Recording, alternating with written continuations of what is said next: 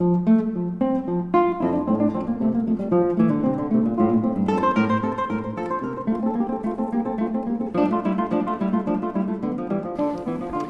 are in Mark's Gospel, as you know, the last third, which all has to do with Holy Week. And we've looked at Sunday and Monday, and now we are at Tuesday, which is a big day. A lot more material to cover here. So we're not quite halfway through Tuesday yet. But as I mentioned to you last week, the events on Tuesday can generally be divided down the middle between what's public and what's private.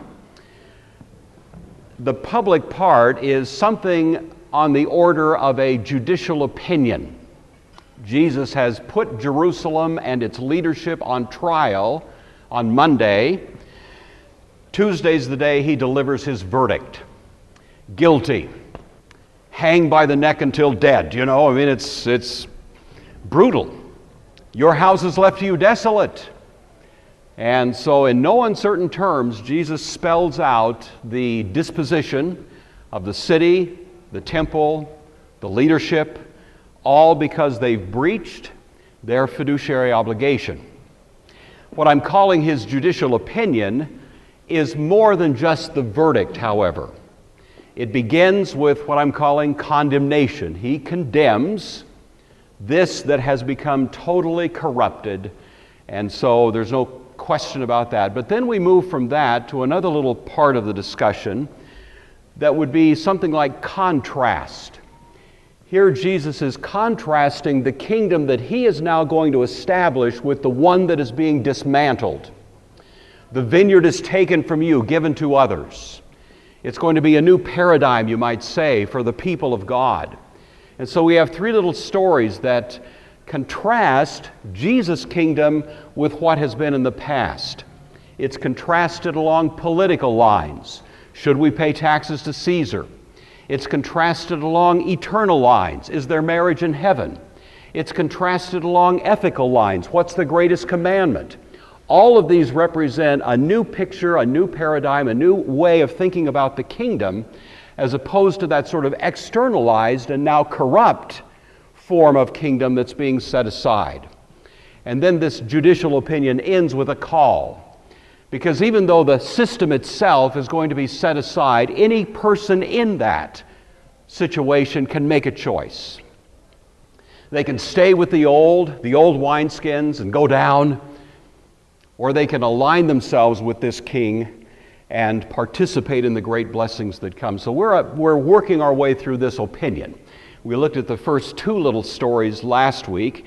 This week we're coming now to the third of them. And let me see if I can, there we go. Which is the paying taxes to Caesar question. So we'll contextualize this a little bit as we go along, but let's just read it first of all. This is Mark chapter 12, beginning at verse 13. Familiar story, but we'll review it again, and it goes like this, the Word of God. Then they sent to him some Pharisees and some Herodians to trap him in what he said. They came and said to him, "Teacher, we know that you are sincere and show deference to no one, for you do not regard people with partiality, but teach the way of God in accordance with truth." Oh, by the way, is it lawful to pay taxes to the emperor or not? Should we pay them or not?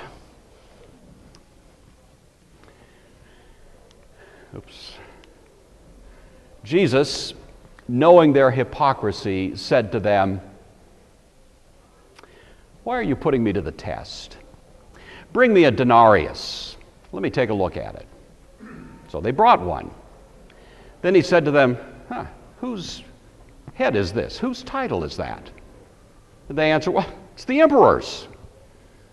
And Jesus said to them, "Well, then give to the emperor the things that belong to him, and give to God the things that belong to God." And they were amazed. As well they should be, as well we should be at him. Well, let's have a word of prayer and we'll take a look at this text. Our Father, we are deeply grateful for this conversation that took place 2,000 years ago, that spelled out so simply and yet so profoundly the great truth that there is a place that no earthly authority can invade. And we pray that we would be reminded of it this morning as we think about the words of Jesus, the reason he said them, and what they mean for each of us. And for all of that, we give you thanks in the name of Christ. Amen.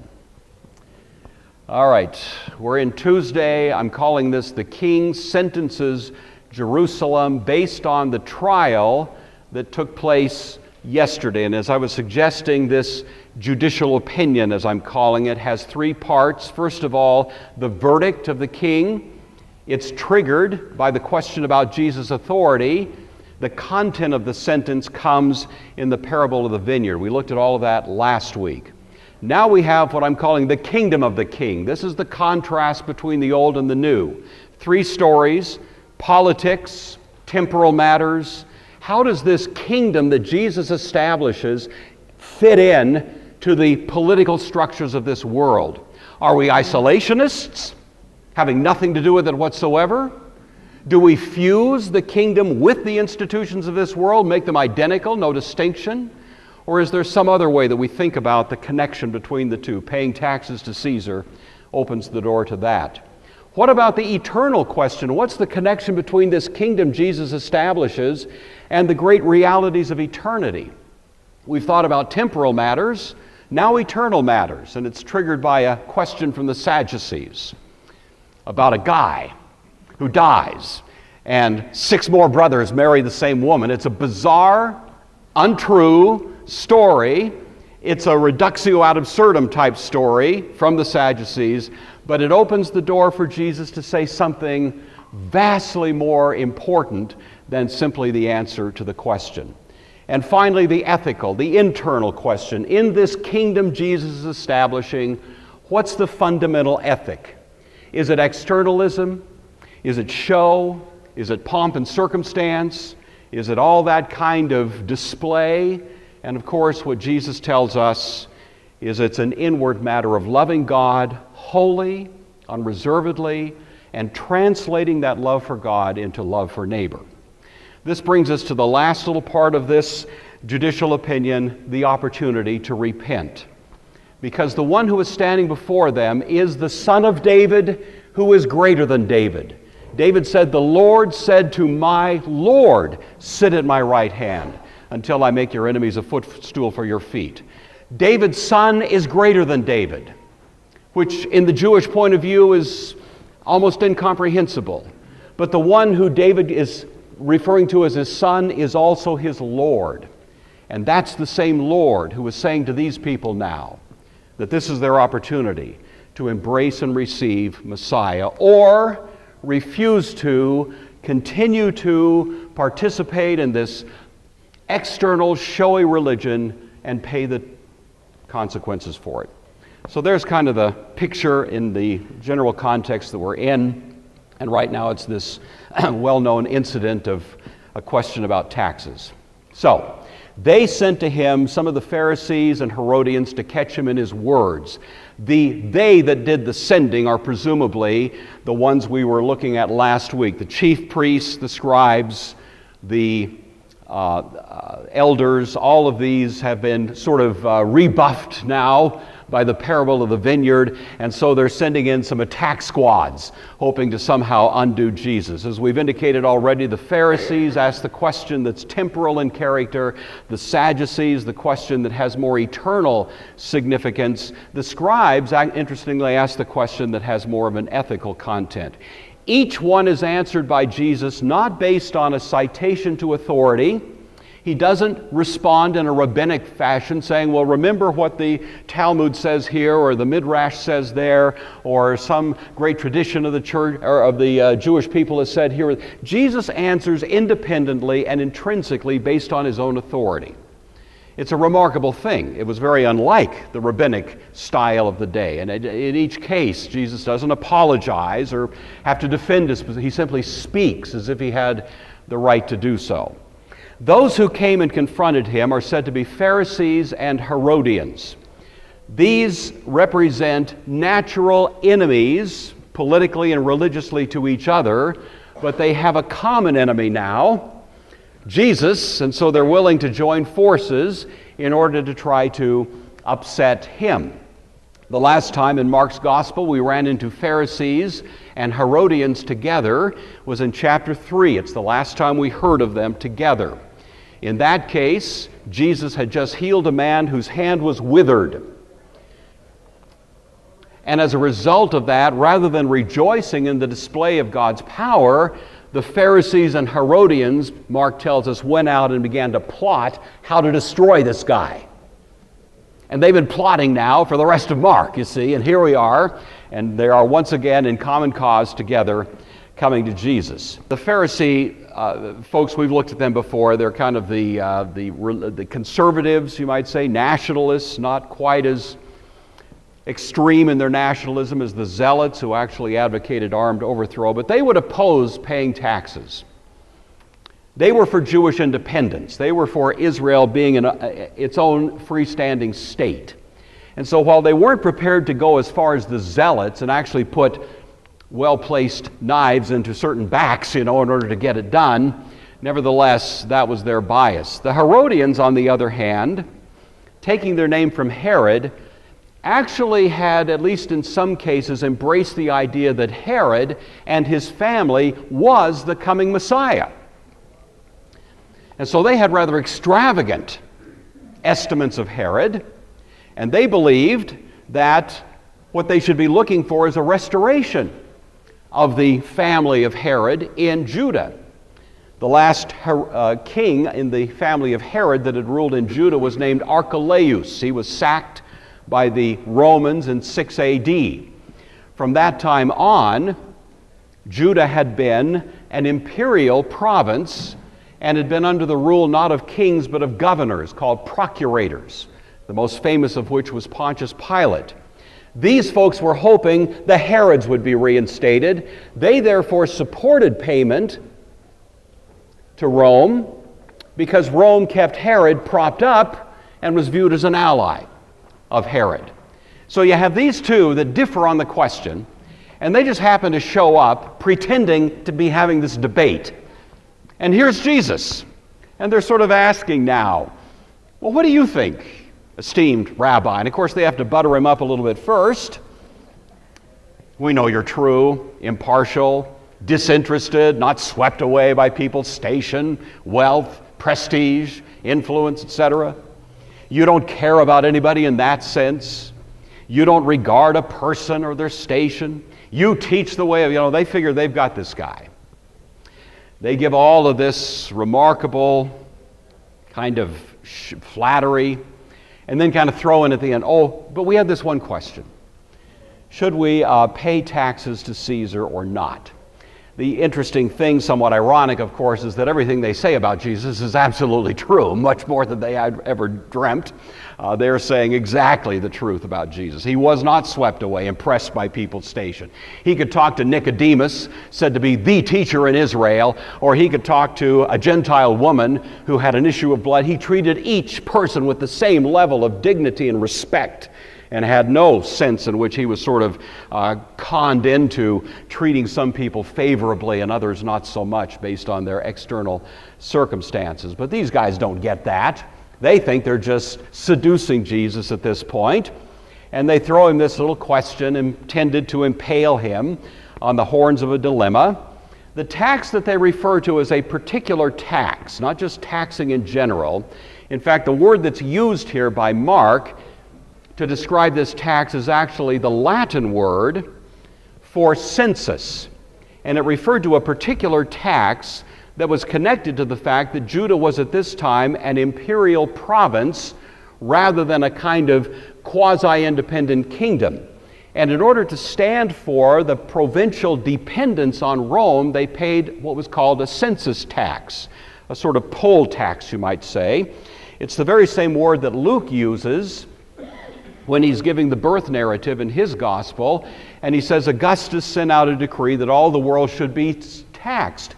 But you'll also hear the word census used there because the word is ambiguous, and you may have noticed that in various translations. That's the word that's being used.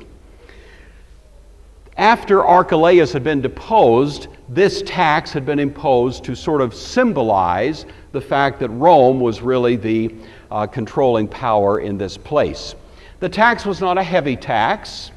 There certainly were other more brutal taxes. The publicans were out collecting in a rapacious way taxes from people, many times who were living in grinding poverty. This was not quite such a big deal. It was 1 denarius. A denarius was a silver coin. It was generally regarded to be about a day's wage for a working guy. You know, go out and work 12, 14 hours in the field, you'd expect to get a denarius. A denarius had, at this time in history, a picture on it of Tiberius Caesar, who is not a good-looking guy. But, you know, I think I would have worked on the image there if I'd been Tiberius. But anyway, there it is. It has an inscription along the edge of it. And, pardon me, I'm going to have to, there we go. Oh, there it is. That's great.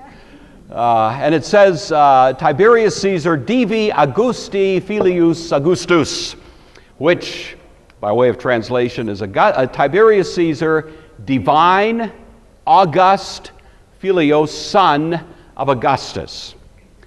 Tiberius, you may know, was the adopted son of his predecessor, Augustus Caesar, was actually his nephew. Augustus Caesar, for all his great accomplishments, never had a son.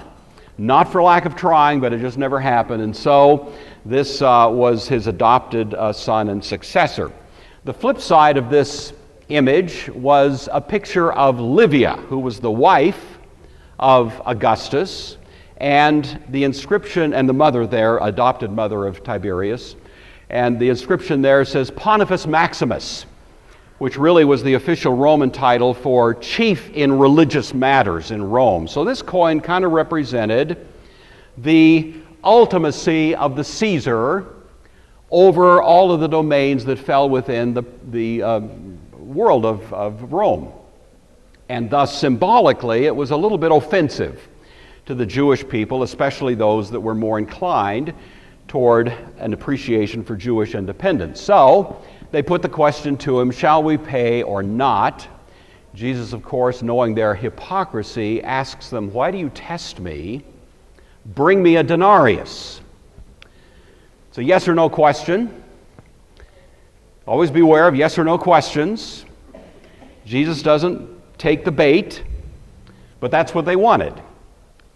Yes or no, up or down, on or off, black or white, which? You just give it. What is it? What is it?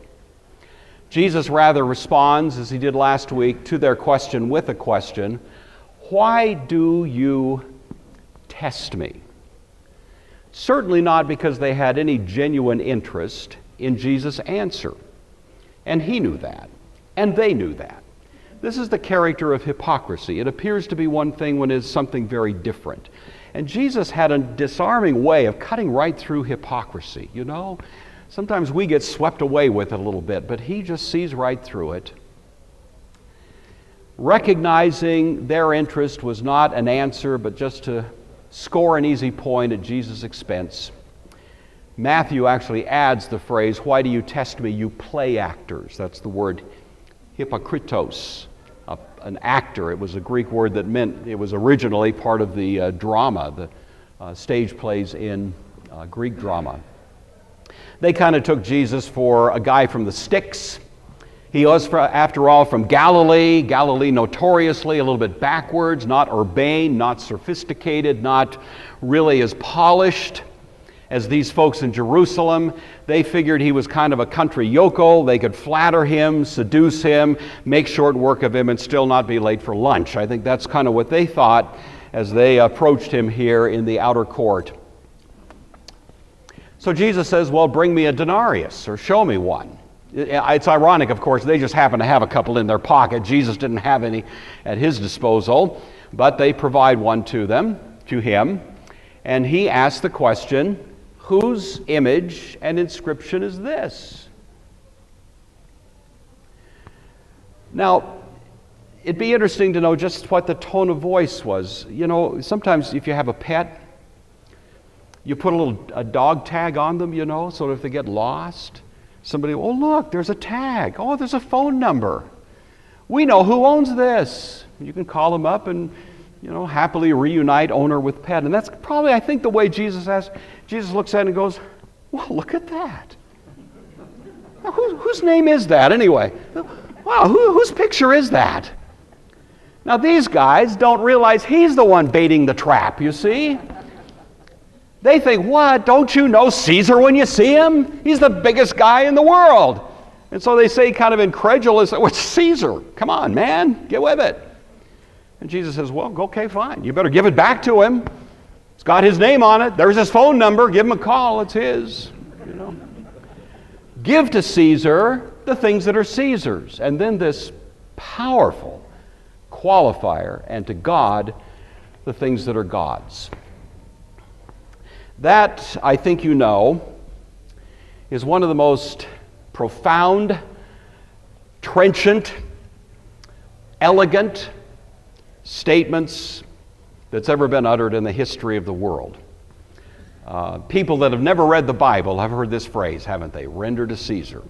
It's not something that's restricted to religious types like maybe most of us in this room, but everybody's heard it. Jesus gives, therefore, an answer. The answer is pay the tax. So he does respond to the yes or no question with a yes, you should pay it. But then, of course, he qualifies it with what's called the principle of jurisdiction. The Latin word juris, law, diction, to speak, refers to the capacity, the authority to speak law, to establish rules. It was commonly understood in the ancient world at the time that Jesus made this statement that somebody in the world had the right and authority to speak the law for everybody and to bind not only matters of external behavior but actually inward conscience. That's why the Caesar claimed the right to be worshipped. He didn't want simply your obedience, he wanted your conscience. And when Jesus said this, therefore, even though we sort of take it for granted, it was one of the most remarkable reversals of a commonly accepted philosophy that had ever been spoken by anybody, any philosopher or anybody else. Because Jesus here affirms limited but repudiates absolute civil authority. He acknowledges there is such a thing as jurisdiction. Civil authority indeed does have the right to speak the law, but within limits, and those limits are delineated by conscience and duties owed to God. That's the fundamental principle. If I had way more time and a lot more leisure, it'd be interesting just to trace the history of that statement down through Western civilization. But to give you a very short Reader's Digest version, it wasn't until the Protestant Reformation that this concept was really worked out in any kind of detail. Up until then, the notion of a divine right of kings was pretty much taken for granted. And it was understood that if you were the king, you were the law. Rex lex. King equals law. You could, by definition, not do anything wrong. Because if you did it, it was right because you did it. That kind of circular absolutism.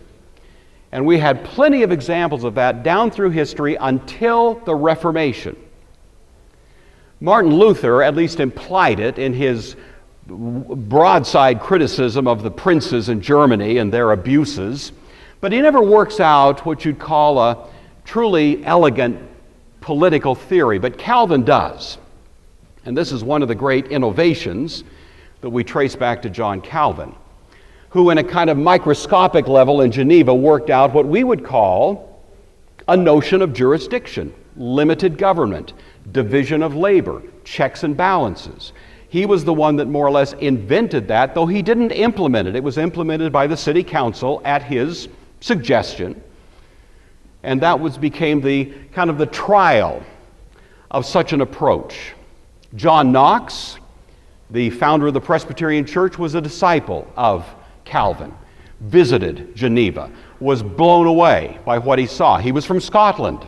Absolute monarchy had been the order of the day in Scotland, but he took that idea back, and in an extended context with Mary, Queen of Scots, of course, was able to bring about in Scotland what was regarded generally as a Presbyterian, not form of church, they did that, but a Presbyterial form of government, checks and balances, division of labor. That work of genius by Knox, though it never was implemented thoroughly, it was certainly a good college try there, trickled down into England and became the basis philosophically for what's called the Puritan Revolution, 1640 to 1660. It was out of that we got the Westminster Confession of Faith, but we also got the Puritan experiment in England of a division of labor, a kind of republican or Presbyterial form of government. It didn't work. The English weren't ready for it. We had the reinstatement, the restoration of the monarchy, 1660, Charles II. But some of those Puritans crossed the pond and said, let's try it again. Let's establish a new England. And let's put in place some of those Calvinistic ideas of limited government, jurisdiction, checks and balances. And as you're well aware, that simmered among the Puritans, basically spread throughout all of the colonies, so that by the time the father of the American Constitution, James Madison, was writing most of the Federalist Papers, along with Hamilton and John Jay, this became the order of the day. This became one of the fundamental principles that was advocated in New York to get them to buy off on ratifying the U.S. Constitution, namely limited government. No absolute monarch. Nobody who speaks for God and intrudes on both matters of external political life and also inward religious conscientious life. Federalist 10 especially, of course, is profoundly insightful on this point, but much of what he wrote presupposes that all the way through. Statists represent the general trajectory of government that it always wants to become more powerful. Statists follow the bias that human government always wants more, not less.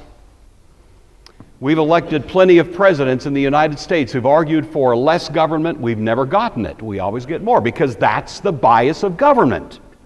It's an irresistible impulse and trajectory of government to take more, not less. And even in our country, we've had to wrestle with that. Frederick William I of Prussia said, "Salvation of God, everything else is my affair." That has been the heartbeat of many monarchs and many governments down through history.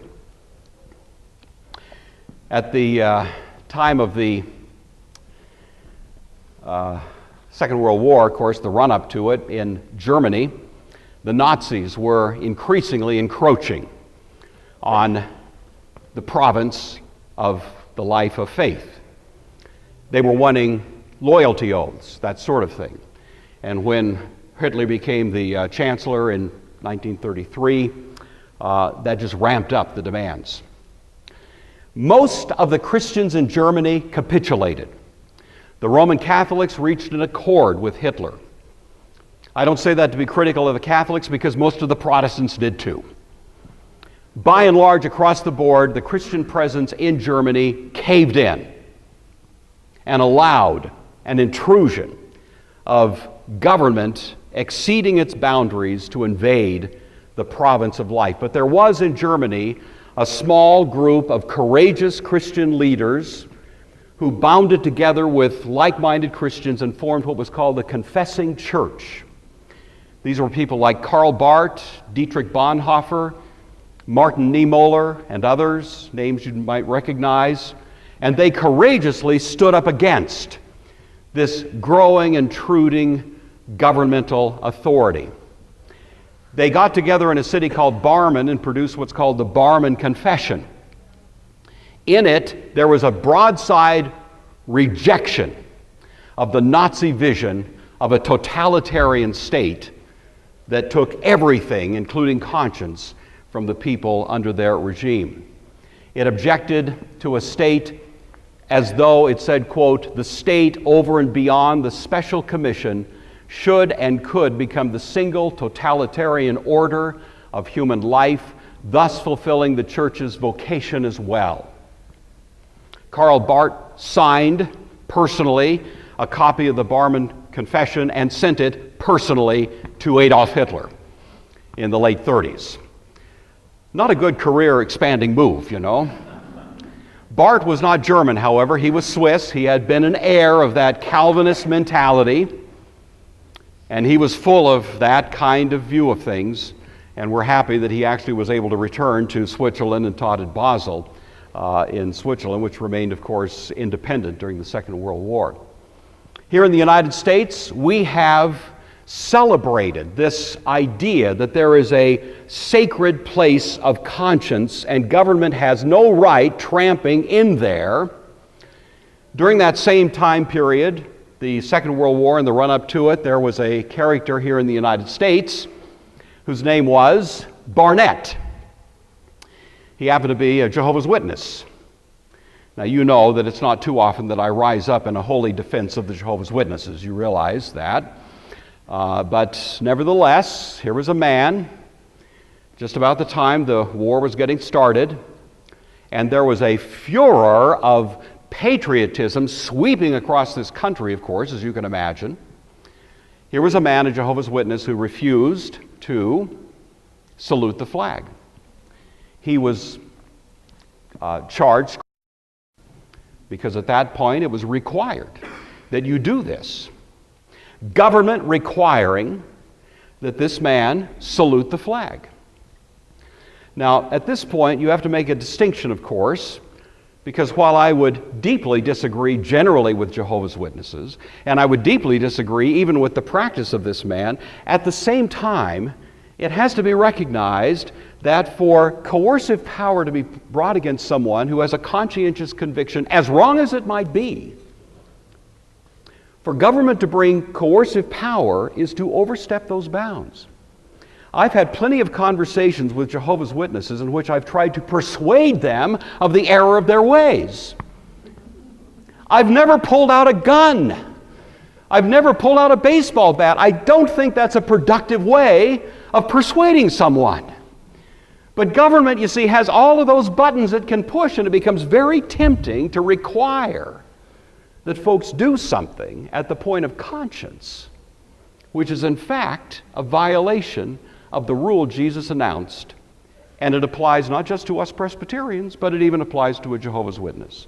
So while I differ deeply with their view of things, including the flag salute issues, at the same time, you see something else was going on. That's why this famous case, every law school student reads it in constitutional law, or they should, and the most famous quote from it, State of Board of Education versus Barnett, if there's any fixed star in our constitutional constellation, it is that no official, high or petty, can prescribe what shall be orthodox in politics, nationalism, religion, or other matters of opinion, or force citizens to confess by word or act their faith therein. That has been the bulwark, one of the central notions in American constitutional theory.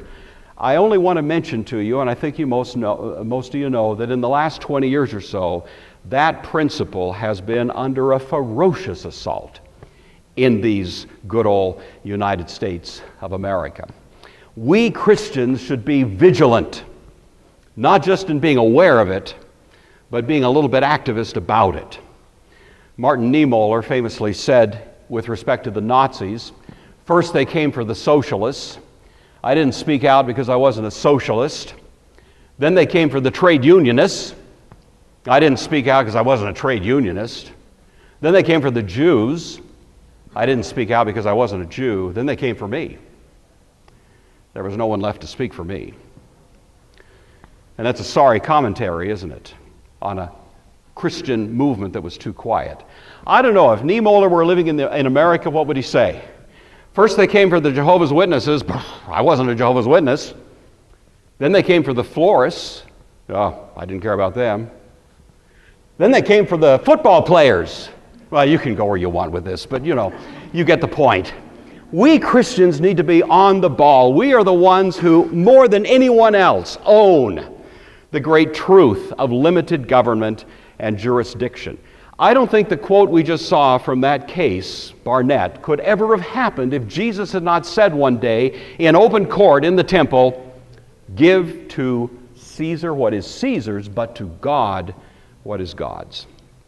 So let's be grateful that we have him as our standard. Well, they marveled at him. The Greek word is exathalmazon. Thalmazon means to marvel. Exathalmazon means to marvel just over the top. They were they were blown away.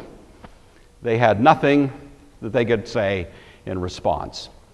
Psalm 9 says, "The wicked is snared in the work of his own hands." One commentator said Jesus trapped his enemies while elevating the discussion far above the petty jealousies of those who came to him. Tertullian, of course, recognized, as most Christian commentators have, this little interesting aspect. The Denarius had an image of Caesar. We have an image of God. Tertullian in the 2nd century, about the year 180, said, quote, "Render to Caesar the things that are Caesar's, and to God the things that are God's." That is, give to Caesar his image stamped upon his coin, give to God his own image stamped upon you, so that while you render to Caesar the coin that is his due, you may render to your own self to God. Okay, we're going to tuck in one more story. This will have to go by quickly, but this is the Sadducees and the whole question about this marriage deal.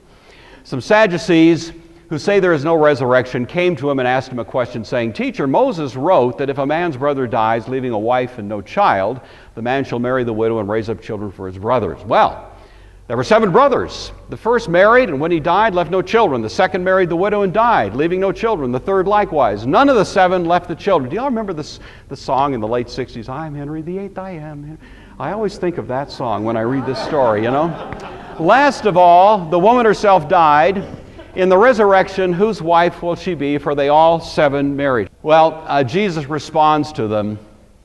This is, there's no subtlety in this. Is this not the reason you are wrong? That you know neither the Scriptures nor the power of God? For when they rise from the dead, they neither marry nor are given in marriage, but are like angels in heaven. And as for the dead being raised, haven't you read in the book of Moses the story about the bush, how God said to him, "I am the God of Abraham, the God of Isaac, the God of Jacob." He's not the God of the dead, but of the living. You are so wrong. And that's Jesus' one conversation with the Sadducees. Well, the Sadducees say there is no resurrection. They were the ancient naturalists. There's only life here. This is the only time Jesus talks exclusively to the Sadducees. This is a group that originated around the time of the Maccabean Revolt, about 165, thereabouts, BC, along with the Pharisees, who were more conservative, and the Essenes, who were separatists. So it's like you've got the liberals, you've got the conservatives, and you've got the Amish. You know, the Essenes were out there in their own little community and didn't really interact much with everybody else. The Sadducee, the word derives from the Hebrew word zedek, which means righteous. My time is running a little short, so I'm going to just race through this quickly just to give you a quick sense of the difference. Pharisees affirmed an active, present, sovereign God. Sadducees, God is distant. It's more of a deist vision of God. And human free will is the emphasis you'll find among them. Pharisees affirmed angels and demons. Sadducees denied it. Pharisees affirm that God is speaking. We have a talkative God. He speaks in the Torah. He speaks through the prophets. He speaks through the histories. He speaks through the Talmud. He speaks through all of these various sources. They're very lavish in seeing God speaking in many places. The Sadducees, much more restrictive. He only speaks in the Torah, and that's it. That's the only scriptures they recognized. The Pharisees affirmed resurrection. The Sadducees denied it. The Pharisees were what we call Torah-centric, that is, word-centric. Ever since the post-exilic period, there had been 2 kind of flavors of Judaism: temple-centric, Torah-centric. The Sadducees were more temple-centric, and part of the reason is because they made such great money off the operation of the temple, as we noted a week or 2 ago. The Sadducees were a very tiny minority that were extraordinarily wealthy. They were tied to the temple, the priesthood, the upper class. They were urbane, they were well-to-do, they were sophisticated. Josephus didn't have much good to say about them. He said, quote, "The Sadducees are those that compose the second order after the Pharisees and take away fate entirely, and suppose that God is not concerned in our doing or not doing what is evil. And they say that to act what is good or what is evil is at a man's own choice." They sound a little bit like postmoderns to me. I think there's a few Sadducees running around loose today. And that the one or the other belongs so to everyone, that they may act as they please. They also take away the belief of the immortal duration of the soul and the punishments and rewards in Hades. They were not well respected in the Jewish world. They believed that at death your life just evaporates entirely. There's no continuing existence. The general belief at the time among Jewish people was very different. They did believe in a resurrection. When Jesus was chatting with Martha at the tomb of her brother Lazarus, Martha said, "I know he will rise again at the resurrection at the last day." She's repeating something she learned in Sunday school, you see, synagogue school. She's repeating something that was commonly viewed among the vast majority of Jewish people, except the Sadducees. So they were in quite a minority. The Midrash says, "Whoever denies the resurrection of the dead has no share in the world to come." All right, so there you've got the kind of lay of the land. The Sadducees remind Jesus that Moses had said in that patriarchal setting that if a woman has a husband who dies and there's no male heirs to the husband's name, that a brother should marry her and that the sons that are born will be named for the deceased brother. And that may seem like a strange rule to us, but in that culture at that time, somehow it made sense. So that was the context for the question, and then they pose the story that they give us here. The Sadducees are raising an issue that, frankly, for Mark's audience in Rome 40 years later was not a big burning issue. I mean, they weren't overly concerned about that particular point. And in fact, the Sadducees really ceased to exist after the fall of Jerusalem, as Jesus predicted in 70 AD. The Pharisees owned Judaism from that point on. So this is kind of a little side issue here, not carrying a whole lot of freight in itself. But Jesus takes the question and elevates it also to a much larger level, just as the "render to Caesar" question gives us a much broader vision of things. So in the same way, something like that happens here. Jesus initially sides with the Pharisees. He believes in resurrection, as did Paul. You remember when he was before the Sanhedrin? Luke tells us, Acts 23, when Paul perceived that one part were Sadducees, the other Pharisees, he cried out in the council, this is Paul, "Men and brother, I'm a Pharisee." You see. Here's Paul the apostle, but if he's got to choose teams, he'll choose to be a Pharisee. And Jesus would be more closely aligned with the Pharisees, but with some significant caveats thrown in. Jesus parts company initially with the Sadducees, but even at a more profound level with the Pharisees, because he gives us a principle that eternity is a transformation, not merely an extension of life as we know it. That there is a new reality, not simply a projection of the present reality. The Pharisees would have seen heaven as just kind of a continuation of earth, but better, you know. Jesus sees it very differently, a difference of quality, not merely a quantity of existence. The Pharisees were not far from a Platonic view, the immortality of the soul, as you know that Plato argues in the Phaedo dialogue and elsewhere. Jesus he's not just an immortality of the soul guy. Jesus isn't just a Platonist here. There's something else going on. I won't recite all this again. You get the general drift of the story. 7 brothers. This story was not invented for this occasion. It had been around a long time. This was like the calling card of the Sadducees. This was one of the arguments they liked to use. It was a reductio ad absurdum. How could one woman who had 7 husbands be married? You know, which one is she going to be married to? And there's no good answer to it, and so it's like their way of proving that there can't be any resurrection. So that was the general drift of the story. It was first found in the apocryphal book of Tobit, which is rollicking fun to read. So if you ever have a chance to read Tobit, you'll come across it there. The question that Jesus is confronted with, whose wife will she be? It's assuming that the coming world is just an extension of the present world, which was the Pharisee view. So the argument worked, got a little traction with the Pharisees, not so much with Jesus.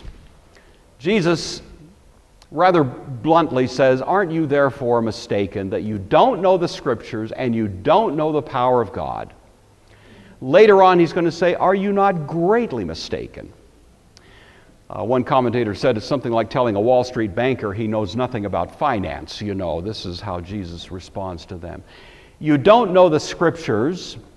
I'm going to skip by these, but these are texts from the Old Testament which at least strongly suggest resurrection. They're not scriptures the Sadducees recognize, but you certainly find it. Job, I know that my Redeemer lives. Isaiah, your dead shall live. Together with my dead body they shall arise. Daniel, and many of those who sleep in the dust of death shall awake.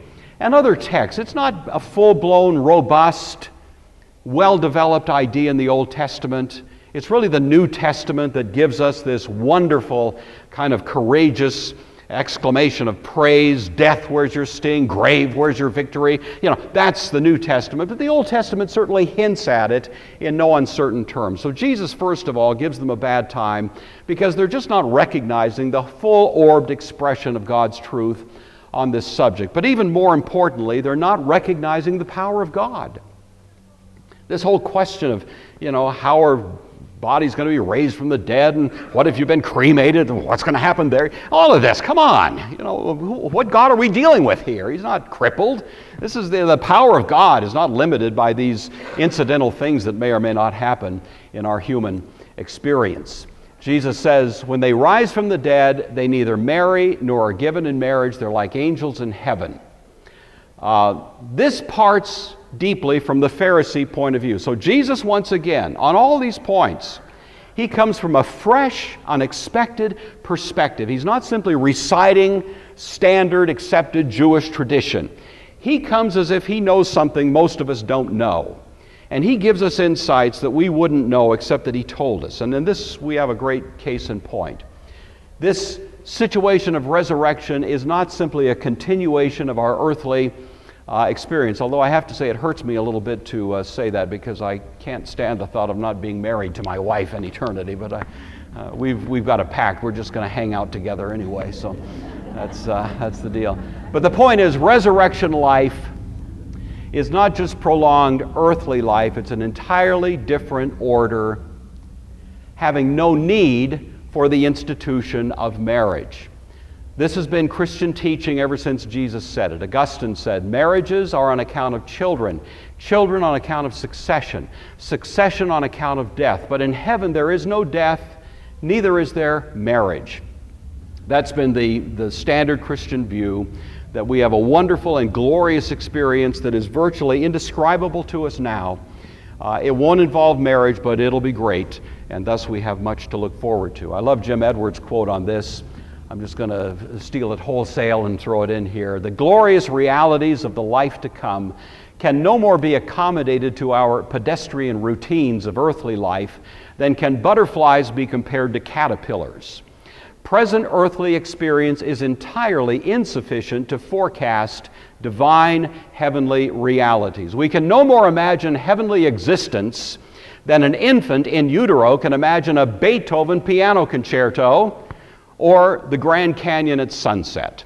And it may be that the difference is even more staggering than that. And so the Bible is very oblique about this. We're just told it's going to be good. We should be relishing the prospect. Jesus says they are like angels. The Sadducees, of course, denied angels as well. But one little footnote, Jesus doesn't say we become angels. You hear people say that. I know you're too smart, too sophisticated, to have misunderstood. We don't go to heaven to become angels. We are human beings. We will be human beings forever.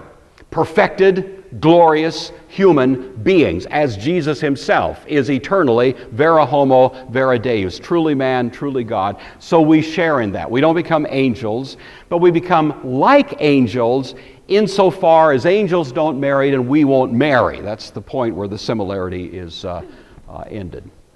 Then Jesus pushes even deeper.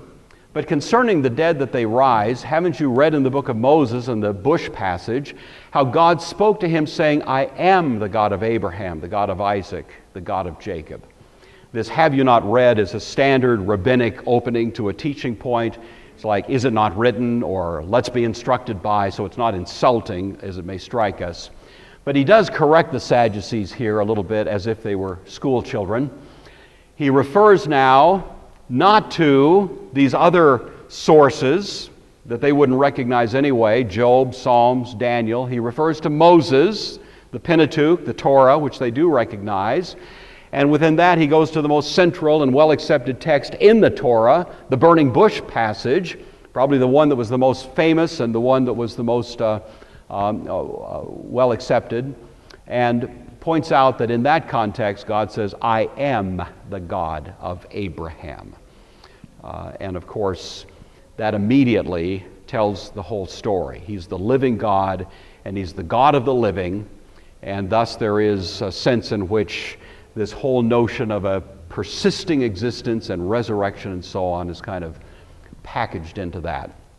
So Jesus refutes annihilation, believed by some, and by implication here, based on this text, affirms resurrection, saying God is not the God of the dead, but of the living, therefore you are greatly mistaken. I love the Greek here. Humes, you, polou, greatly, huge, planosthei, like a planet wanders, you greatly wander. You are so far out there, we can't even see you from here. You know, that's how far you are so wrong. Of course, the greatest argument against the Sadducees would come at the empty tomb.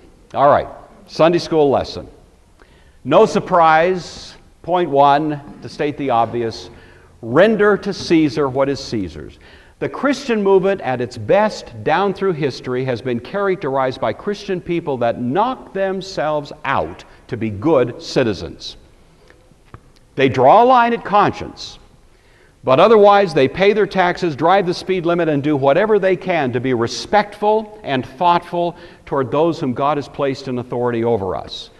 One of many texts that stands for that proposition, Romans 13, therefore you must be subject, not only because of wrath, that is the coercive power of earth, but also for conscience sake, the sacred authority of heaven. For because of this you pay taxes, for they are God's minister attending continually to this very thing. Render therefore to all their due, taxes to whom taxes are due, customs to whom customs, fear to whom fear, honor to whom honor. 2, render to God what is God's. There is a sacred line where no government or any other coercive power has a right to intrude. And Christians are authorized to stand at that line and defend it and not be drugged into doing something that violates our fidelity to our God. Of course, Peter and John are a great example of that when they stood before some of these same people who were now testing Jesus and said, they called them and commanded them not to speak at all or to teach in the name of Jesus. Peter and John answered and said to them, whether it's right in the sight of God to listen to you more than to God, you judge. But we cannot but speak the things which we have seen and heard. 2 things to render, 1 thing to remember, and that is, I say this with all due respect, we are just little caterpillars. Some of us are pretty good-looking caterpillars, I grant that, but in the great scheme of things,